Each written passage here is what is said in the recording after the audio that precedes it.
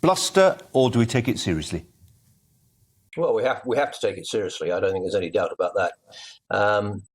The part of the problem here is that we, the West, have responded gently, in inverted commas, to begin with, but increasingly quite vociferously and with a lot of additional support to Ukraine.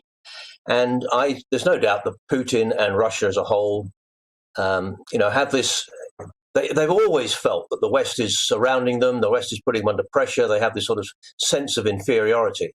And they're not doing well in this military campaign, and their natural reaction is to push back and to push out.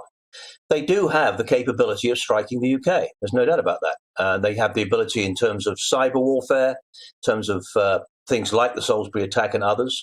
The question is, would they really use military, as in weapons, kinetic energy, to attack targets in the UK? I doubt that, to be honest, but nonetheless, we do need to take it seriously. Literally, the big British Army bases of Britain right now, in Catterick and Tidworth and elsewhere, the people who guard those places and scrutinise the CTV footage are taking their jobs a bit more seriously this afternoon. Yeah, undoubtedly they are. The security states in the military bases are a variable thing. They go up and down depending upon the threat. And obviously during the IRA years and the threat from terrorism and so forth, those security states went up quite a lot. That means, how guards operate and who you check coming in and out of barracks and all that sort of thing.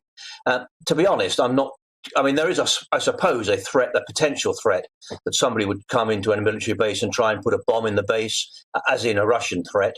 But as I say, most of this, I think, would be more to do with cyber attack or rocket oblique air attack. They have got strategic air capability. There's no doubt about that. But you're right. The bases have to ramp up their security, and they have to take this very seriously, along with the rest of us.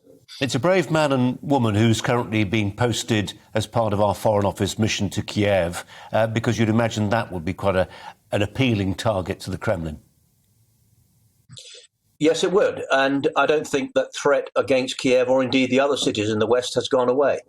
I think I've said before, we need to be careful about assuming that what Russia declares publicly is actually what's going to happen all the time.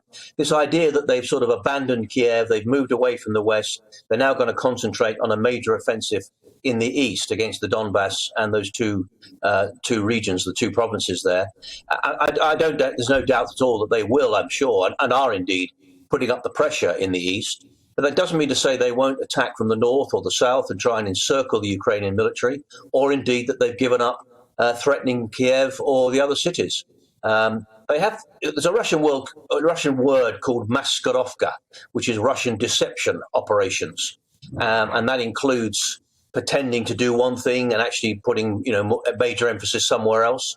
So we need to be very careful about assuming that what we know is going on is actually what's going to happen, in the short to medium term.